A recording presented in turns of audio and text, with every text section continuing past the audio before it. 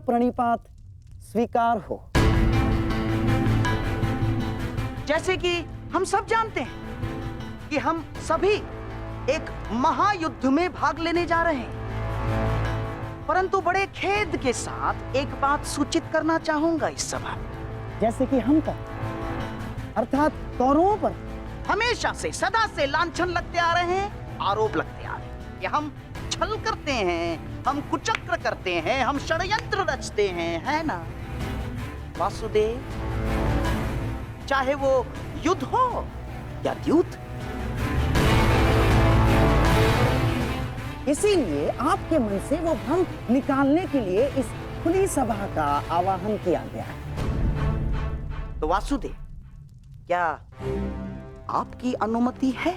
एक चतुर गुरु जब गुरुकुल से कुछ समय के लिए बाहर जाए तो वो आश्रम के सबसे योग्य शिष्य को उसका उत्तरदायित्व कभी नहीं देता।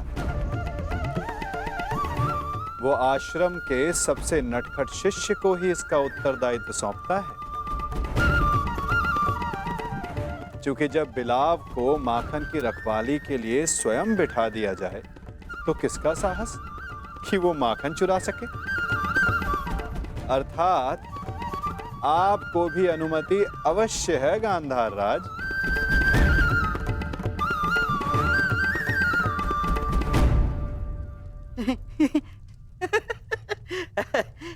वासुदेव, आपका विनोद समझने में मैं असक्षम हूं।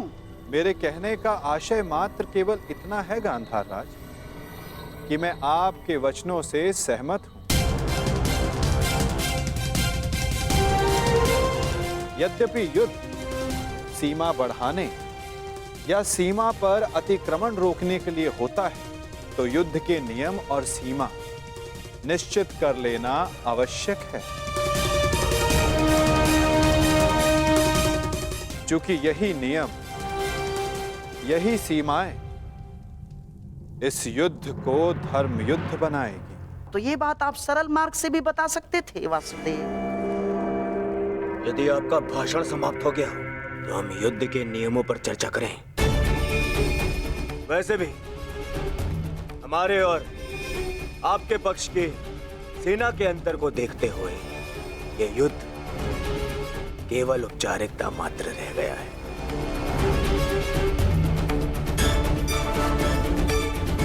नियम बने या ना बने, हमारी विजय निश्चित है।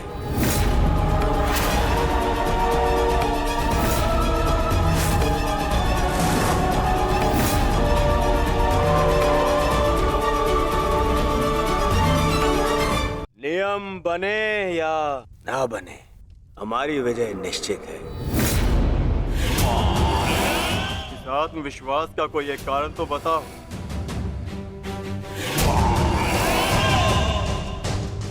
खाता दुर्योधन, मैं एक नहीं, दो नहीं, तीन कारण बताता हूं, जो समझ आए चुन लेना।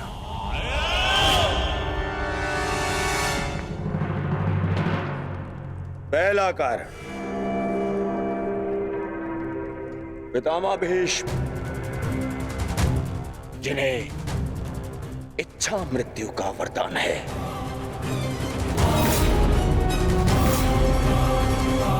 दूसरा कारण,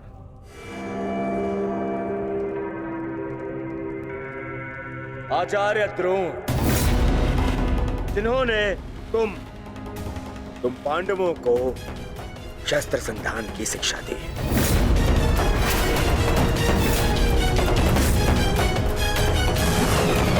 क्या इनके धनुष को काट सकने का समर्थ है तुम में से किसी के पास भी? इनका समर्थन भी मेरे पास में। तीसरा कारण,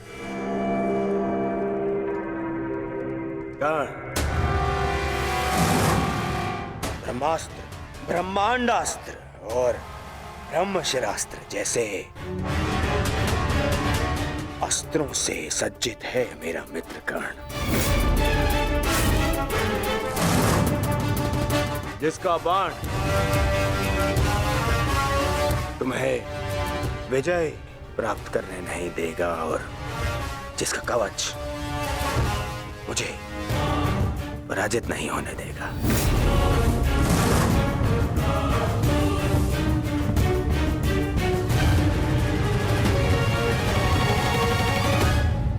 इसके अतिरिक्त मामा शकुनी, जिनकी कूटनीति का तोड़ तुम में से किसी के पास नहीं है, हाँ? मामा श्री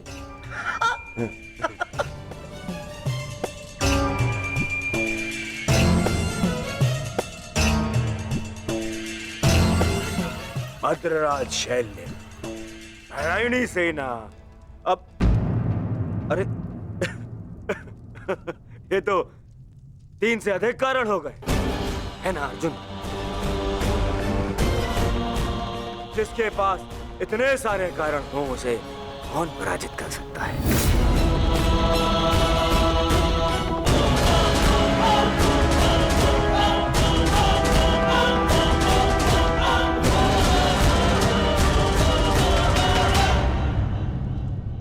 विजय और पराजय का निर्णय तो युद्ध के अंतिम दिन होगा हस्तिनापुर युवराज।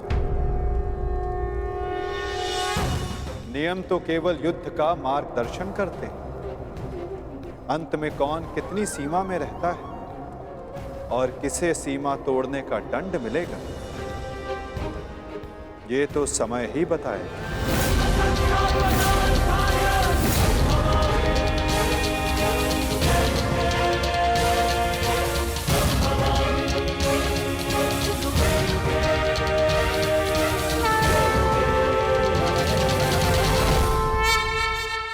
विजय का निर्णय तो युद्ध के अंतिम दिन होगा हस्तिनापुर युवराज।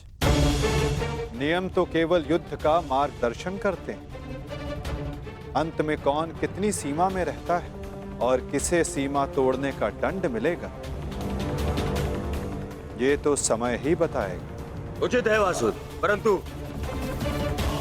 मैंने जो कारण गिनवाए, क्या उसका उत्तर किसी के पास है?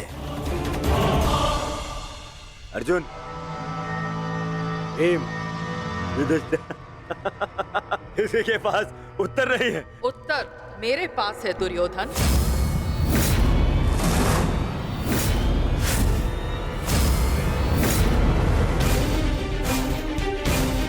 मैं नया जन्म लेके आऊंगी भीष्म, तुमसे प्रतिशोध पूर्ण करने।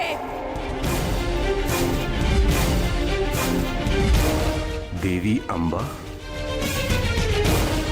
प्रतीत होता है गांधारी नंदन युद्ध को भी युद्ध समझ बैठे हैं।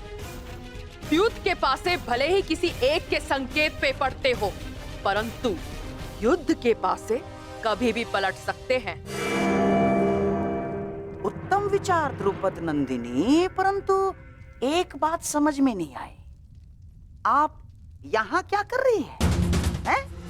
यहाँ युद्ध के नियम बन रहे हैं, आभूषण नहीं। मेरे आभूषण मेरे अस्त्र है गांधार नरेश।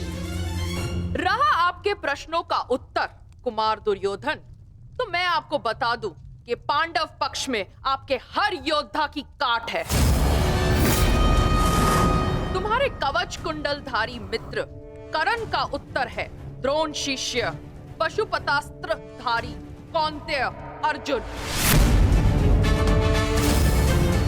आपकी अगली सुरक्षा पंक्ति आचार्य द्रोण। तो कदाचित आप भूल रहे हो तो मैं आपको स्मरण करा दूं कि मेरे भाई धृष्टद्युम्न का जन्म द्रोण का वध करने के लिए हुआ है। रही बात आपके प्रिय मामाश्री की, नारायणी सेना की, तो मैं आपको बता दूं स्वयं नारायण पांडवों के मार्गदर्शक है। और शेष रहे आपके कुशल अनुभवी सेनापति गंगा पुत्र भीष्म। तो उन्हें मुक्त करने के लिए मैं स्वयं आप सबके सामने खड़ी हूं।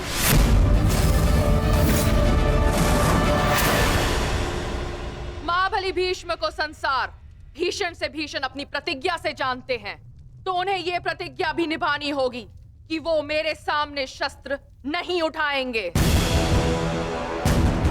तो कौरव दल, स्वागत कीजिए पांडव पक्ष के सेनापति वीरांगना शिखंडिनी का। अद्भुत पांचाल कुमारी, अद्भुत। परंतु यह समय युद्ध की ललकार देने का नहीं है। यहां हम युद्ध के नियम निर्धारित करने के लिए बैठे हुए हैं, इसीलिए आप अपना स्थान ग्रहण करें। तो अब बिना किसी विलंब के युद्ध के नियम निर्धारित करने के लिए चर्चा की जाए। जैसे कि कुरुकुल की रीति रही है कि सदैव सबको समान अवसर दिया जाए, इसीलिए युद्ध के नियम निर्धारित करने के लिए भी हम कौरवों की तरफ से सभी उपस्थित महायोद्धाओं को नियमों का सुझाव देने का समान अवसर दिया जाएगा।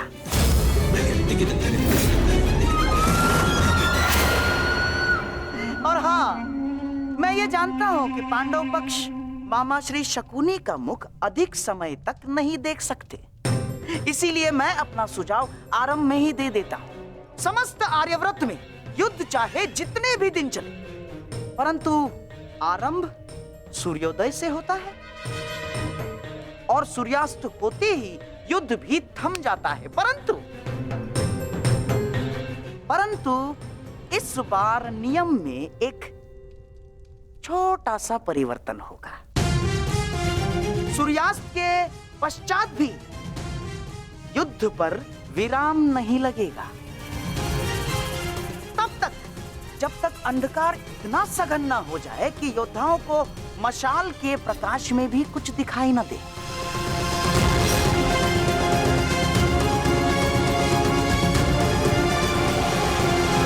स्वीकार है, परंतु स्मरण रहे मामाश्री, यह नियम सब पर प्रभावी होगा। जब तक अंधकार में मैं देखने में असक्षम न हो जाऊं, मैं प्रहार करता रहूंगा। और स्मरण तो आपको है कि अंधकार में भी अर्जुन अपने लक्ष्य से कभी नहीं चूकता। मेरा भी एक सुझाव है।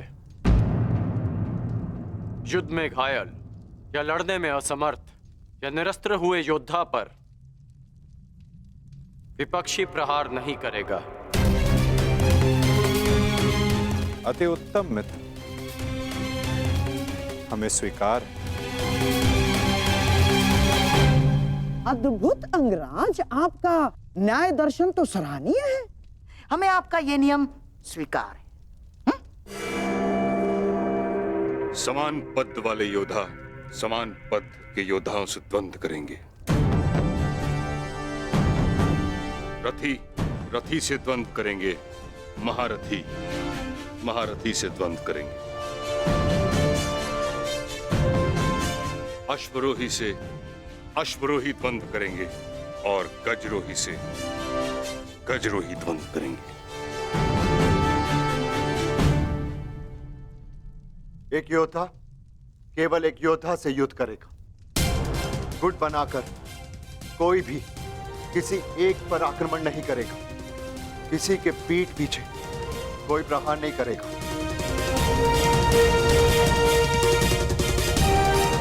यदि विपक्षी ने पहले छल किया तो क्या प्रतिपक्षी को उसका उत्तर देने का अधिकार है?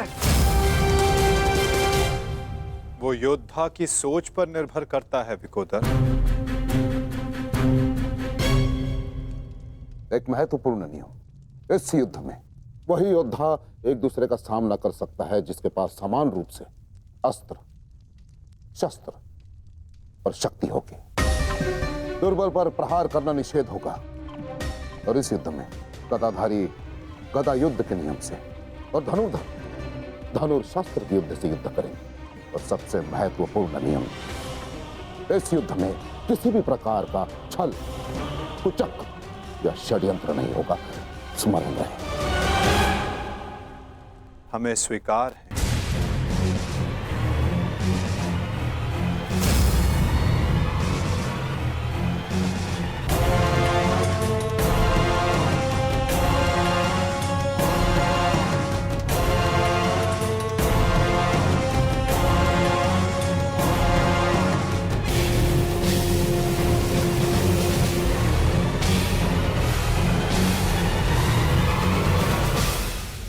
युद्ध के सारे नियम निर्धारित हो चुके हैं, परंतु अभी भी पांडव पक्ष से मुझे एक छोटी सी समस्या है।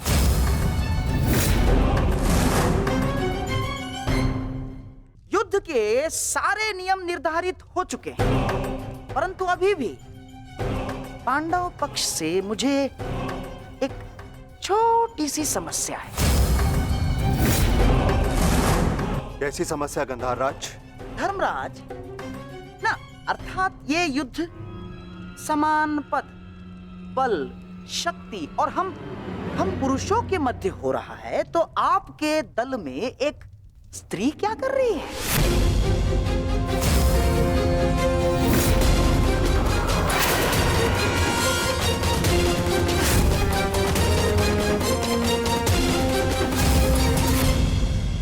ना, पुरुषों के युद्ध में एक स्त्री का भाग लेना युद्ध के नियमों के विपरीत है धर्मराज। ये नियम आप जैसे द्रुत पुरुषों ने बनाए हैं, जो स्त्री को तुच्छ मानते हैं, केवल वस्तु मानते हैं।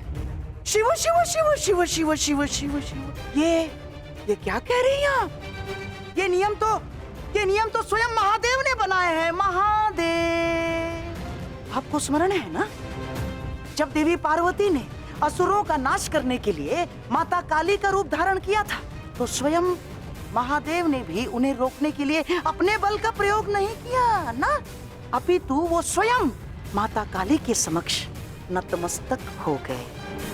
जब स्वयं ईश्वर इस नियम का पालन कर सकते हैं, तो हम तो केवल साधारण मनुष्य हैं। कोई भी पुरुष योद्धा एक स्त्री पर आक्रमण नहीं करेगा, यही युद्ध के आधारभूत नियमों में से एक है।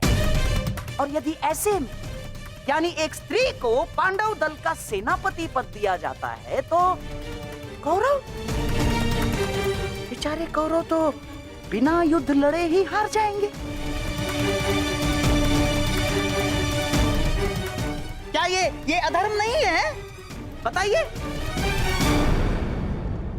अपने सेनापति के प्राण बचाने के लिए और कोई मार्ग नहीं सूझा आप लोगों को? योद्धा सिर्फ योद्धा होता है, स्त्री या पुरुष नहीं। स्मरण है मां पार्वती, जिन्होंने काली का रूप धारण करके कितने असुरों का वध किया था। हम असुर नहीं है, हम साधारण मनुष्य हैं, मनुष्य, सभ्य मनुष्य। और सभ्य मनुष्य नियमों का पालन करता है। आप सेनापति पद छोड़ दे, यही धर्म है, क्यों धर्मराज?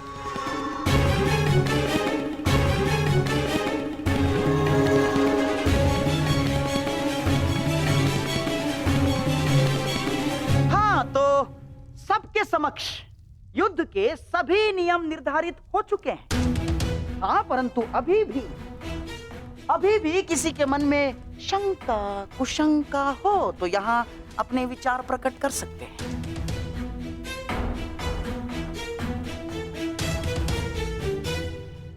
नहीं गांधार राज, इस सभा में बनाए सभी नियम और उपनियम हमें स्वीकार।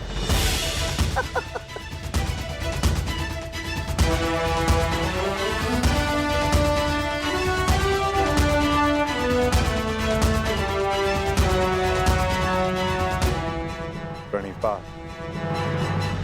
प्रणिपात।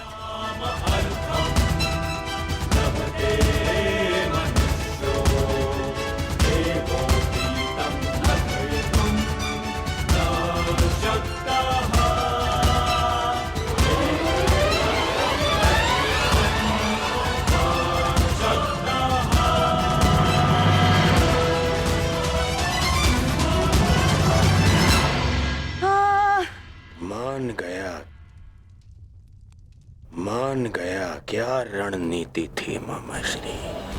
आपकी रणनीति को मैं मान गया मामाश्री। आपकी रणनीति का उत्तर तो आज कृष्ण के पास भी नहीं था। पूरी युद्ध की रचना ही बदल दी आपने साधु। साधु। परंतु सुनो, अब ये साधुवाद देने में समय व्यर्थ ना करो दुर्योधन। हमें केवल ये युद्ध आरंभ ही नहीं करना है, अपितु इस युद्ध को जीतना भी है। और युद्ध में विजय प्राप्त करने के लिए अनुकूल परिस्थितियां बनानी पड़ती हैं।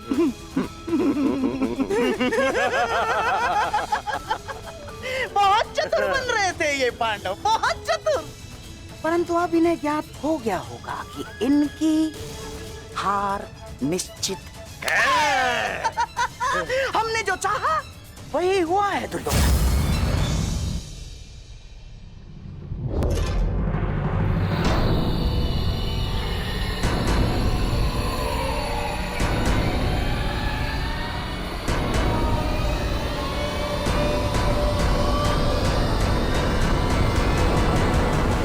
दी ना अपनी कायरता गंगा पुत्र। फिर से मौन रहकर तुमने अपने इच्छा मृत्यु के वरदान को लंबा कर दिया। फिर से अपनी दृष्टि झुकाकर तुम्हें लगता है कि तुमने अंबा के प्रतिशोध को झुका दिया।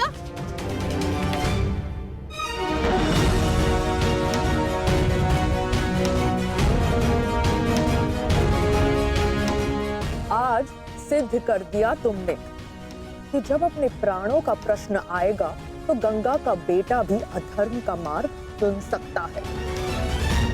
ये आशा तो माँ गंगा को भी आपसे ना होगी। ना मैंने नियम बनाए हैं, ना मैं कायर हूं, और ना ही अधर्म के मार्ग पर। मैंने तुम्हें वचन दिया था अंबा देवी कि जिस समय मेरे जीवन का कोई उद्देश्य शेष नहीं रहेगा, मैं तुम्हें वो शक्ति प्रदान करूंगा कि तुम मेरे इस जीवन का अंत कर सको। अब वो समय आ गया है। तुम्हें कदाचित विश्वास न हो, परंतु मुझे आशा है कि कुरुक्षेत्र में तुम मुझे मेरे भार से मुक्ति दिला दो। वरदान से मुक्ति जो मेरे लिए श्राप बन गया, उस मौन से मुक्ति जो पाप बन गया है भीष्म। मेरे अंदर कोई आशाएं शेष नहीं। यदि शेष है तो केवल इस युद्ध का शाप। आपको इतना व्यथित देखकर बड़ी शांति मिली गंगा पुत्र। दाचित, आपको अब अनुभव हो गया है कि कैसा प्रतीत होता है जब मनुष्य के जीवन में कोई आशा, कोई उत्साह न रहे। स्मरण है भीष्म, यही मेरे जीवन के साथ किया आपने। एक वचन के लिए मेरा पूरा जीवन भस्म कर दिया। परंतु एक बात स्मरण रखना, इतनी सरलता से मैं अपने शत्रु को मुक्त नहीं होने दूंगी। मेरी प्रतीक्षा करोगे तुम गंगा पुत्र कि मैं कब तुम्हें मुक्त करूं। हर पल एक जन्म के समान होगा और प्रतीक्षा का आरंभ होता है अब।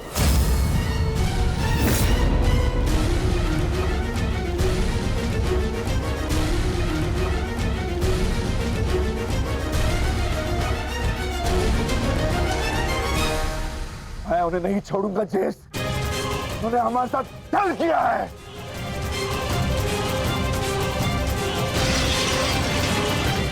दादा भीम, शांत हो जाइए। ठहरो भीम, ये मेरा आदेश है।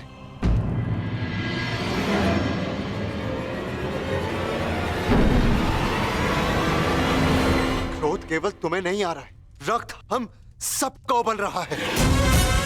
एक और हमारे ही मामा श्री को छल के कारण हमारे विरुद्ध युद्ध करना पड़ रहा है, और दूसरी ओर बड़ी ही चतुरता से उन्होंने शिखंडिनी को युद्ध से दूर कर दिया। यह समय क्रोध का नहीं, कर्म का है। इस समय कौरव सेना के पास 11 क्षणी सेना है, और हमारे पास केवल 7। इस समय हमें हमारी शक्ति को एकत्रित करना होगा।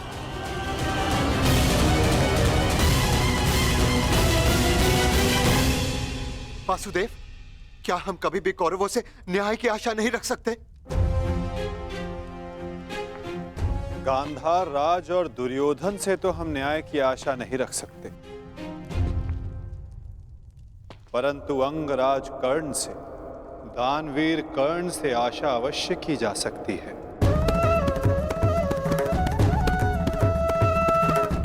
कि वो युद्ध में न्याय का पालन करेंगे, अपने वचन दान का मान रखेंगे। हम सब ने देखा कि अंगराज ने कौरवों के पक्ष में होते हुए युद्ध के लिए कैसे न्याय संगत नियम बनाए। परंतु वासुदेव, वो दुर्योधन के विरुद्ध कभी नहीं जाएगा, और उस दुर्योधन से मुझे न्याय की कोई आशा नहीं। कायरों की भांति हमारी सैन्य शक्ति को छिन्न भिन्न करने लगा है। ज्येष्ठ, बहुत हो गई सभा, बहुत बनकर नियम, अब बस। अब समय आ गया है उस दुर्योधन को उचित उत्तर देने का। ठहरो भीम।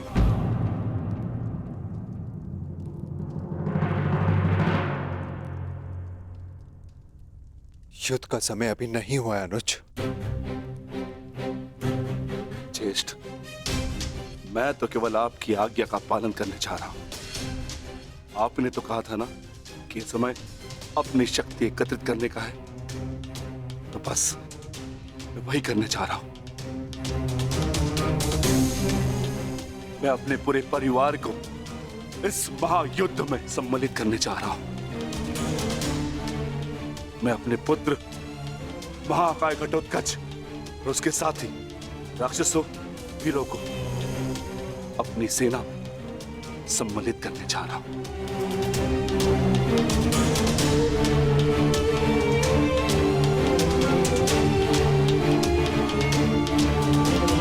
तुम उचित कह रहे हो अनुज। तुम्हें शीघ्र अतिशीघ्र यहां से प्रस्थान करना चाहिए।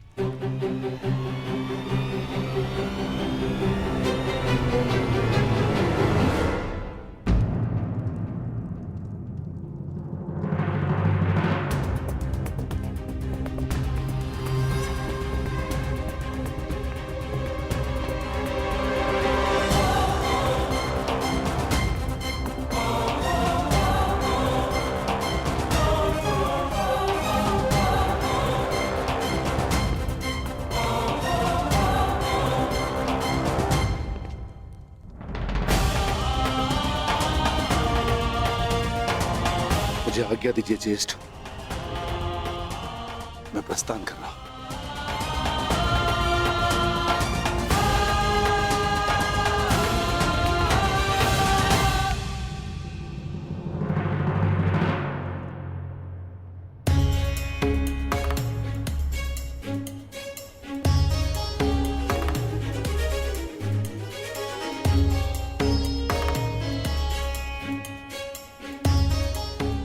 प्रणिपात वासुदेव।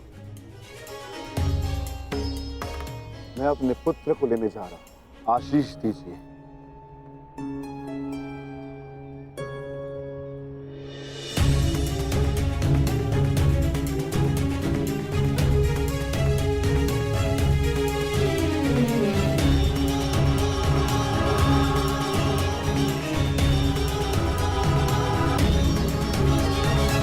क्या हुआ माता? आप अचानक बाहर क्यों आ गए? और आप इतने विचलित क्यों? मैं विचलित नहीं हूं पार्थ, बस तनिक अशांत हूं। अशांत? मैं समझा नहीं माता। युद्ध होता ही ऐसा है पार्थ, जो मन को अशांत कर दे।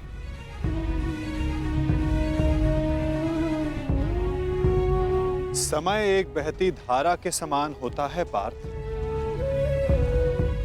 धारा का स्वर हमारे मन को आनंदित करता है, परंतु ये आवश्यक नहीं कि उस धारा का स्वर सदैव हमारे मन को आनंदित ही करे, उसे विचलित ना करे।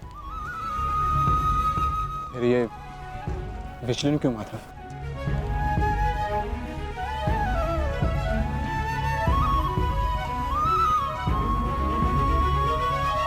अन्न। सागर में जब तरंग उठती है तो वो उत्साह से भरी होती है पार्थ, और जब वही तरंग गिरकर अपना अस्तित्व खो बैठती है तब मन विचलित हो जाता है कि कदाचित वो तरंग और ऊंचा जा सकती थी, कदाचित उसका प्रारब्ध कुछ और हो सकता था। परंतु तरंग का प्रारब्ध ही उठना और गिर जाना है माता, है ना? तो फिर इसमें अशांत और विचलित होने की क्या बात है? तुमने सही कहा पार्थ, मुझे विचलित नहीं होना चाहिए, परंतु तुम बताओ कि तुम्हारा मन इतना अशांत क्यों है, इतना विचलित क्यों है? ऐसा कौन सा भाव है जो तुम्हें कष्ट दे रहा है? बोलो पार्थ। दानवीर कर्ण से आशा अवश्य की जा सकती है कि वो युद्ध में नियमों का पालन अवश्य करेंगे।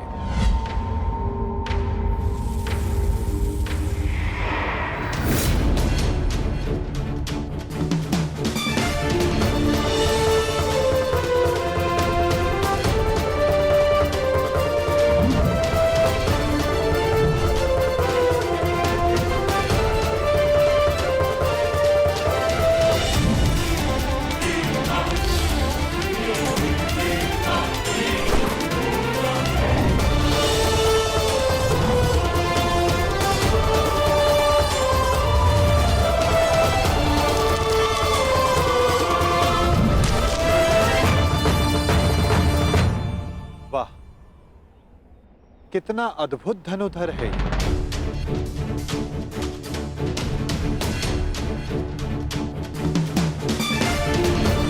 वासुदेव आप प्रणिपात। ये मेरा सौभाग्य है कि मैं आपसे टकराया।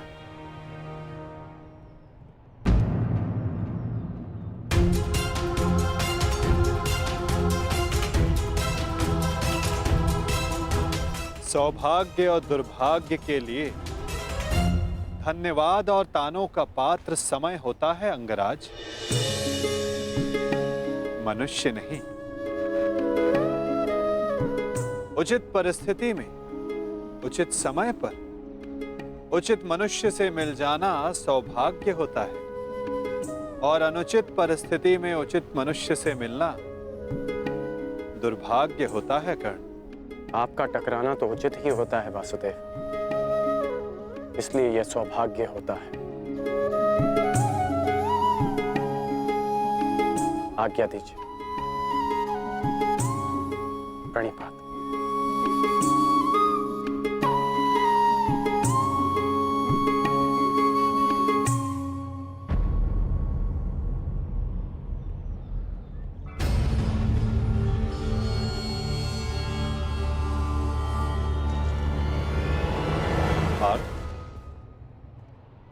इसके शब्दों की भांति इसके बाण भी कितने अमोघ हैं ना। शब्दों का तो ज्ञात नहीं, परंतु लक्ष्य भेद करने के लिए मेरे बाण कर्ण से अधिक शक्तिशाली और तीव्र हैं माता, और ये बात आप भली भांति जानते हैं। आज किसी के शब्दों में धार दिखाई दे रही है पार्थ।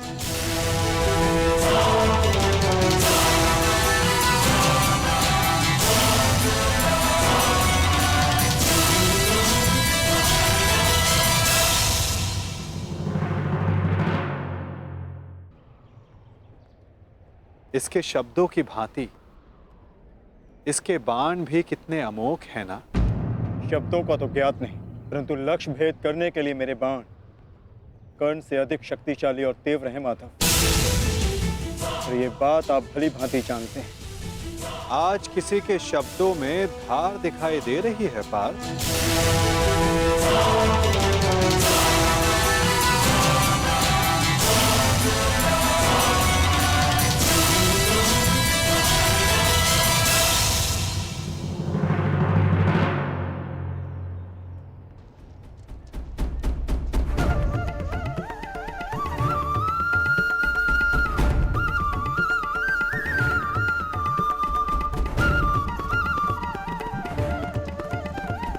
अब बता भी दो अपने सखा को, ऐसी कौन सी बात है जो प्रतिपल तुम्हें और अधिक अशांत किए जा रही है पार्थ?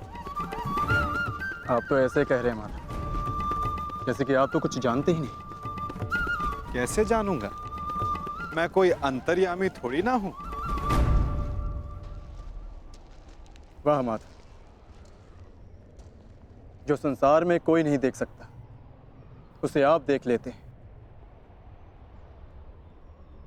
जो सबके समक्ष है उससे अनजान होने का अभिनय करते हैं। आप भली भांति जानते हैं इस बात को कि मैं इतना व्यग्र क्यों हूं, क्यों आपके विचारों पर, आपके समय पर उसका अधिकार है। क्यों माता, क्यों?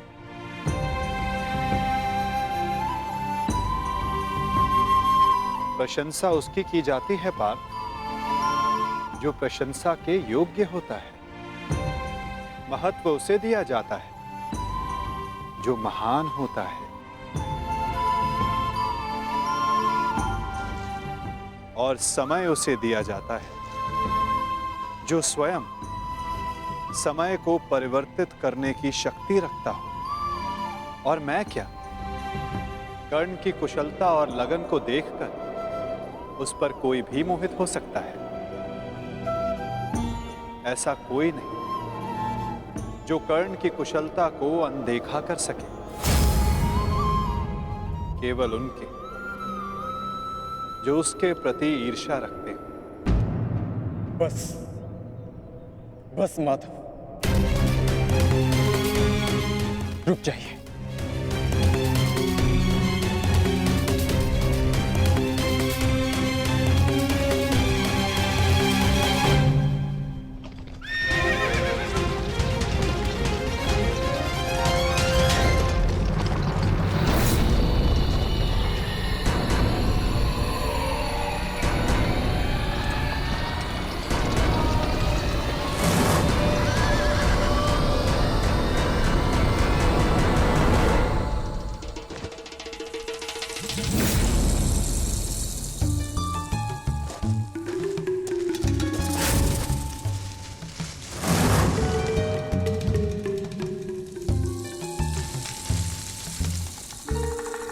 कौन है वहां?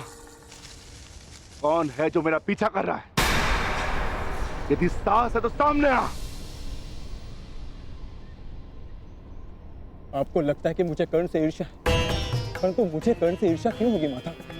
मैं भी मानता हूं कि वो एक महान धनुर्धारी है और इस बात का मैं सम्मान भी करता हूं, इसलिए उसके साथ अपना अधूरा द्वंद पूर्ण करना चाहता हूं। परंतु माता, आप कैसे भूल सकते हैं, वो अर्जुन ही था जिसने विराट युद्ध में कर्ण को पराजित किया था। वो अर्जुन ही था जिसने कर्ण के रहते हुए पांचाली के स्वयंवर को विजित किया था। मैं स्वीकार करता हूं कि कर्ण एक महान योद्धा है, धनुर्धारी, परंतु मुझे आज तक उसमें कोई अद्भुत बात नहीं दिखी। परंतु आज एक विचित्र बात का भान अवश्य हुआ है कि आपके हृदय में अर्जुन से अधिक कर्ण बसता है।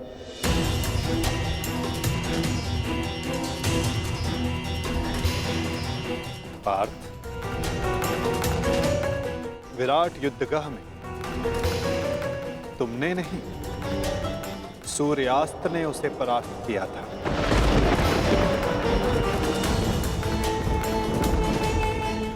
पांचाली के स्वयंवर एक सूत के प्रति क्षत्रियों के दीर्घाह ने जीता।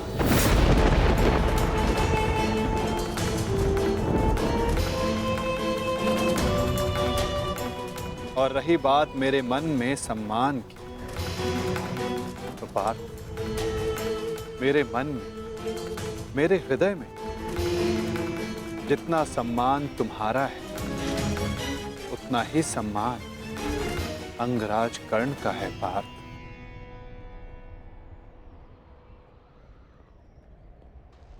जलधारा की शक्ति का अनुमान उसकी सतह को देखकर नहीं लगाया जा सकता पार्थ। जलधारा की शक्ति उसके भीतर छिपे उथल तरंगों में होता है पार्थ, जिसका अनुमान समय आने पर सबको हो जाता है। सत्य सदैव वो नहीं होता पार्थ जो सबको दिखाई देता है, सत्य वो भी होता है जो हमारी दृष्टि देख नहीं सकती।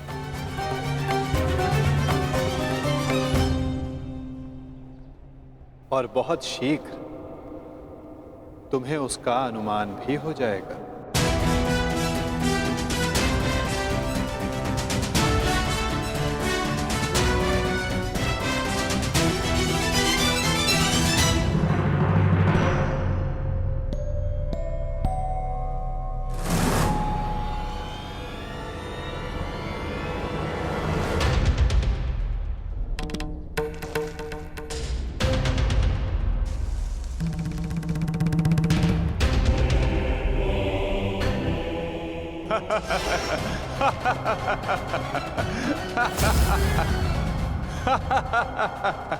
कौन हो तुम? तुम्हें अनुमान भी है? किस पर हंस रहे हो? जानते हो मैं कौन हूं? तो मेरा नाम क्या है? बता दीजिए ना भद्र।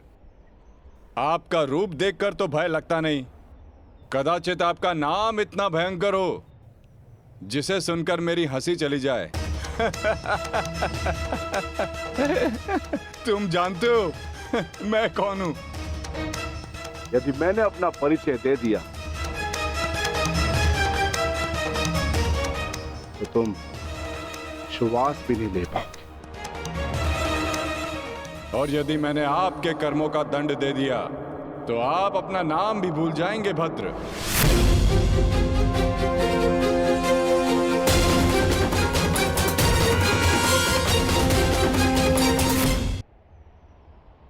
और यदि मैंने आपके कर्मों का दंड दे दिया तो आप अपना नाम भी भूल जाएंगे भद्र। जिस भांति आप पौधों और वनस्पति को अपने पांव तले कुचलते चले जा रहे हैं, स्पष्ट है कि निसर्ग के प्रति आपको कोई सम्मान नहीं है। वन से ऐसा व्यवहार केवल दो ही जंतु कर सकते हैं, एक जो मूर्ख हो और दूसरा कोई वानर हो। इसीलिए सोच रहा हूं कि आप कोई मूर्ख हैं या फिर कोई वानर। मूर्ख, तुम्हें तुम्हारी मृत्यु क्या खींचना ये?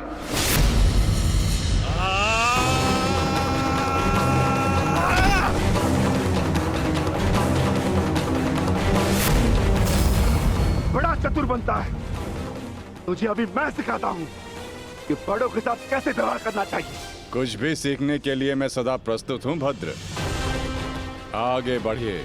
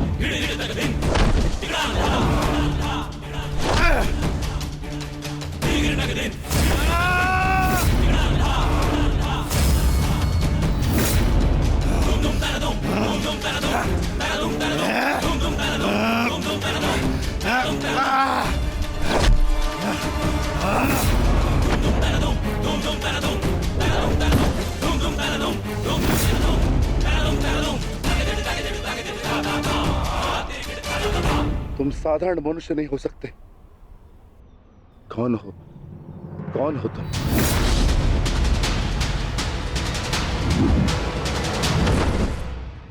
कहा था ना, अपना परिचय देना भूल जाओगे।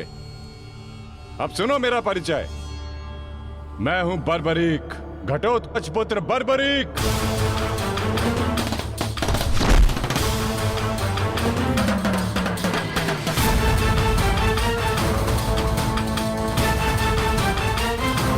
बालक, अपना परिचय देने से पूर्व मेरा नाम तो जान लेते।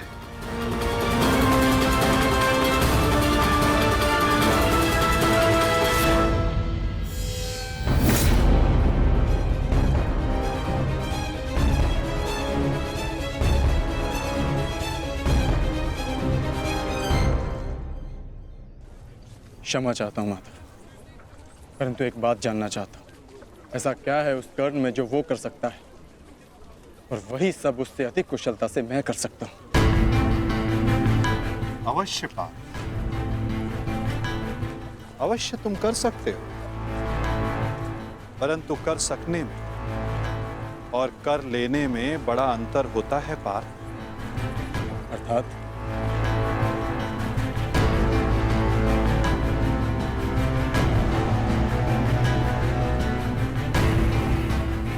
शब्द और अर्थ के फेर में मत पड़ो पार्थ, उससे कोई लाभ नहीं होता। नहीं माता, लाभ है। बहुत गुणगान सुन लिया कर्ण का। आज तक मैंने आपकी हर बात आंख मूंद कर मानी है, परंतु आज मुझे साक्ष्य चाहिए,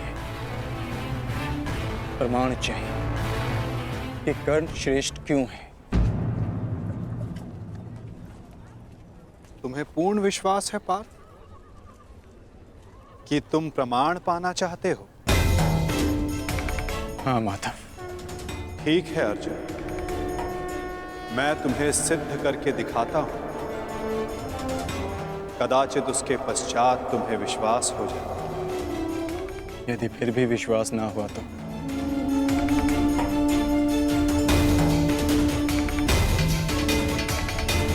मैं वचन देता हूं पार्थ, कर्ण की प्रशंसा तो दूर, तुम्हारे समक्ष उसका नाम तक नहीं लूंगा।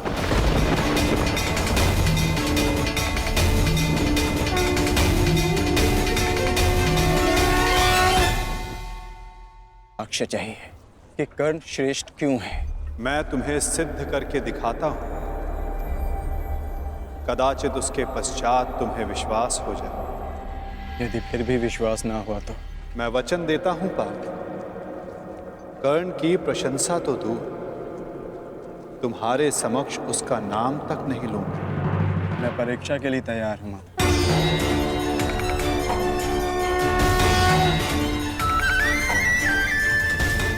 उन दो पर्वतों को देख सकते हो पार्थ?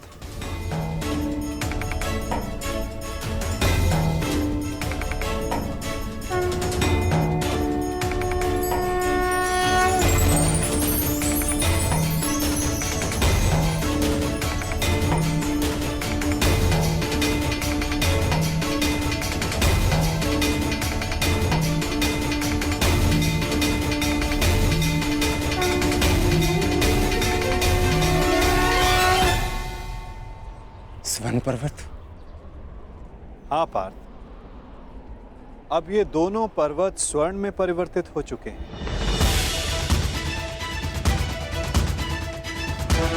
अति सुंदर। स्वर्ण वो वस्तु होती है पार्थ जिसे हर कोई अर्जित करना चाहता है,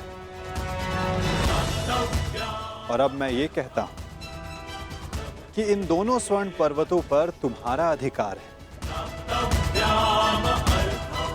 और मैं ये चाहता हूं कि इन दोनों स्वर्ण पर्वतों को समान मात्रा में बांटकर इन ग्राम वासियों में दान कर दो। परंतु पार्थ, एक बात का स्मरण रखना, इन पर्वतों का सारा स्वर्ण दान करना होगा। स्वीकार है तुम्हें?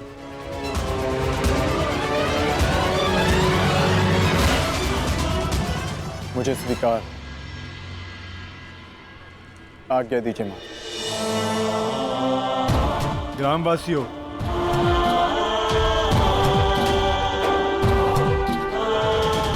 मैं पांडु पुत्र अर्जुन ये घोषणा करता हूं ये दोनों स्वर्ण मेरु समान मात्रा में विभाजित करके आप सबको दान में दिए जाएंगे।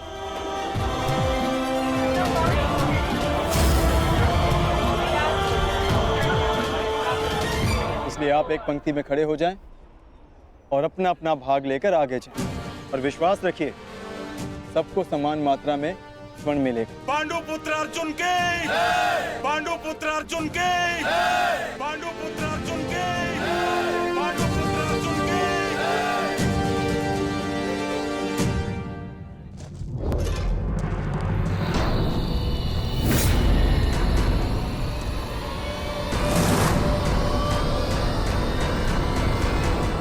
ये क्या है पुत्र? अब कौन सी समस्या उठा लाए अपने कंधे पर? हाँ बार्बरिक, कौन है ये? और इनकी ये दशा किसने की?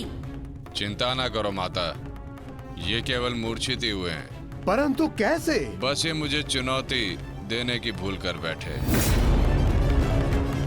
मुख से तो ये मूर्ख नहीं लगते, पर कार्य मूर्खों वाला कर बैठे।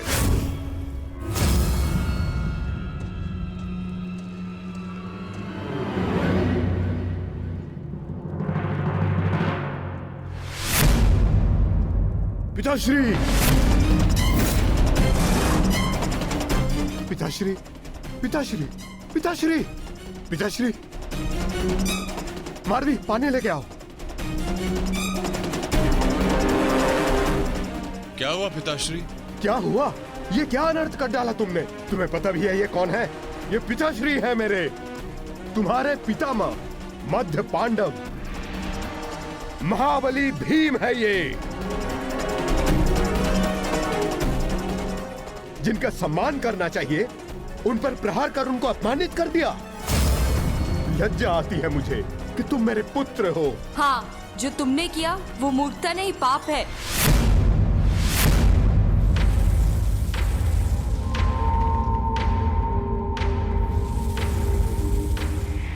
रुको,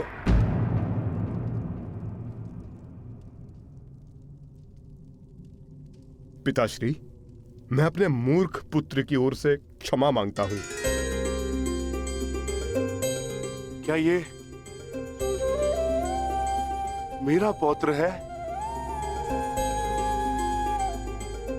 प्राणिपात पितामह, अपनी उद्दंडता पर मैं लज्जित हूं।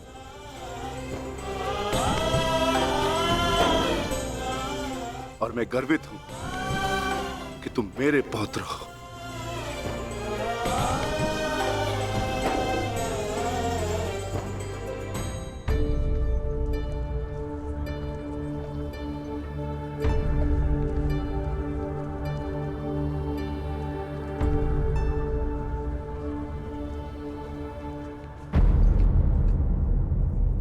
जिस भीम को जरासंध भी परास्त नहीं कर पाया, उसे धूल चटाकर बार्बरिक ने यह सिद्ध कर दिया वो कुशल योद्धा है। मैं बहुत प्रसन्न हूं ये जानकर कि तुम्हारी धमनियों में मेरा रक्त बह रहा है। जीते रहो पुत्र। आज बहुत समय के पश्चात तुमसे द्वंद्व करके मुझे बहुत आनंद आ गया। परंतु पिताश्री, आपके यहां आने का प्रयोजन क्या था? प्रयोजन है पुत्र, और वो प्रयोजन तुम्हें और बार्बरिक को सिद्ध करना होगा। आदेश दीजिए पिताश्री।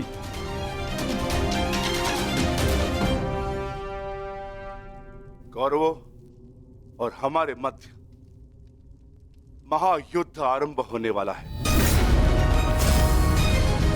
तुम मेरे वंश के वीर हो।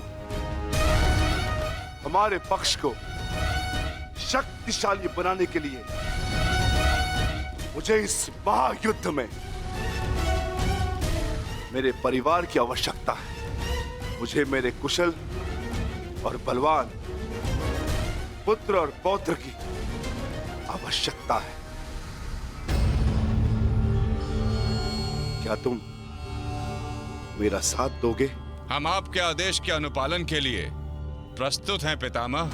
इस युद्ध में आपके लिए प्राण देना हमारे लिए गर्व की बात होगी।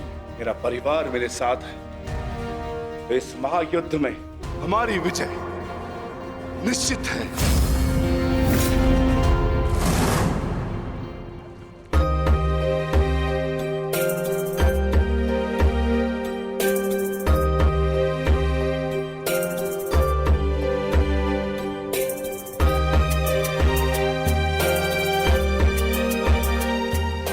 ये लोग तो पहले भी अपने भाग का स्वर्ण ले चुके हैं।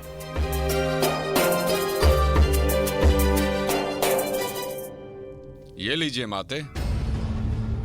पुत्र, ये युद्ध संसार के इतिहास का सबसे भीषण युद्ध है। क्या तुम्हें भय नहीं लग रहा?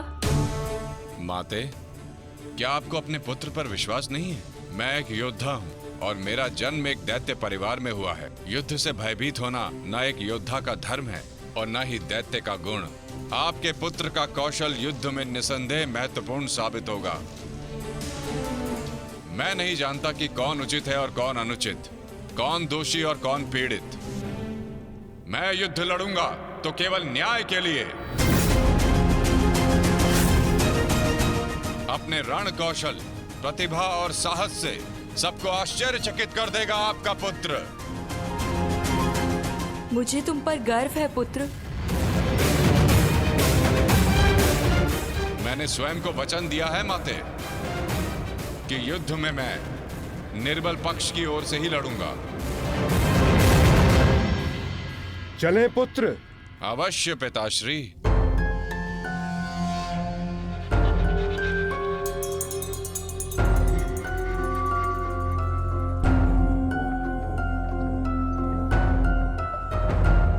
रुक जाइए, थोड़ा विश्राम करते हैं। कुछ समय पश्चात पुनः प्रारंभ करें।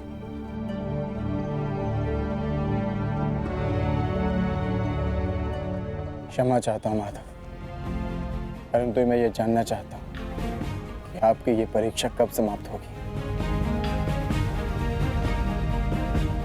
अभी तक तो मैं आधा पर्वत भी नहीं बांध पाया और थकान सा अनुभव कर रहा हूँ। पार्थ, अभी तो तुम्हारी परीक्षा का आरंभ हुआ है और तुम इतना शीघ्र थक गए। थक तो मैं गया ही हूँ माधव, परंतु पराजय स्वीकार नहीं करूंगा। क्षमा चाहता हूँ माधव, परंतु अभी तक मुझे आपकी इस परीक्षा में आपका उद्देश्य समझ नहीं आया। ठीक है पार्थ, मैं तुम्हें अपना उद्देश्य बताता हूँ। इस कहानी का दूसरा कोण तुम्हारे समक्ष लाता हूं। अब तुम्हें स्वर्ण नहीं बांटना है, बस यहां खड़े रहकर जो कुछ भी घटित होगा उसका साक्षी बनना है।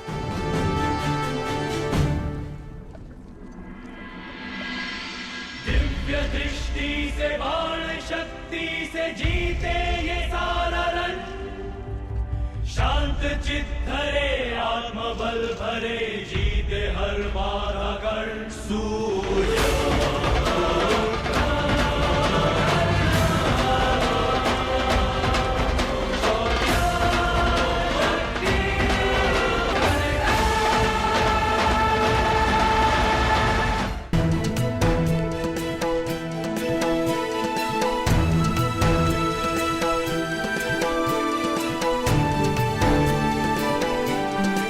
प्रणिपात वासुदेव।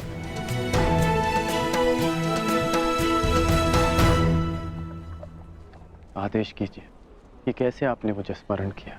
मित्र, एक महत्वपूर्ण कार्य के लिए तुम्हारी सहायता चाहिए मुझे। बड़े समय से इस कार्य को पूर्ण कैसे करूं, उसके विषय में सोच रहा था, तो तुम्हारा स्मरण हो आया। और मुझे पूर्ण विश्वास है कि तुम्हारे अतिरिक्त इस कार्य को और अधिक उत्कृष्टता से कोई नहीं कर सकता। ये मेरा सौभाग्य है कि आपने मुझे अपना मंतव्य पूर्ण करने के लिए योग्य समझा। वो दो स्वर्ण पर्वत देख सकते हो मित्र।